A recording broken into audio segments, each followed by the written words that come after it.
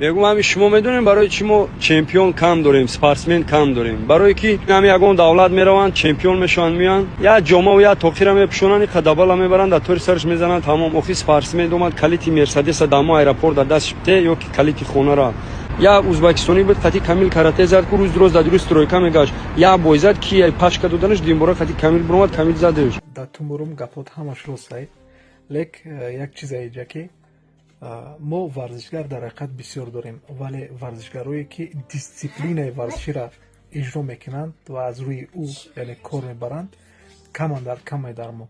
مثلا شما امروز بگیم جهانی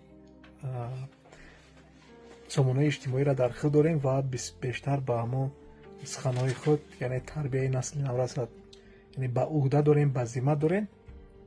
شما در اینجا این گونه قید کنید که بسیاری از ورزشگران ما تیز موفق میشوند. در حقیقت ورزشگران تاجیکی امروز تیز موفق شده ایستادند ولی زود از بین میروند. سببش در چی است؟ سبب در اون است که اونها در حال در همون موادهای پسیخیوب همون بگیم که سیگار و نوس و کلیان و دیگر چیزها در که دست میزنند و در حال از بین میروند و برای همین ما نمیبینیم همون گونه ورزشگران و ورزشگرانی که امروز دیسیپلین ندارند در تاجیکستان. البته من فکر میکنم آنها دستگیری یافته ایستادند و مبلغ‌های خوبی هم برای این گونه ورزشگران موفق یعنی که از جانب حکومت و از جانب صاحبکاران وطنی یعنی که تقدیم گشته ایستاده است.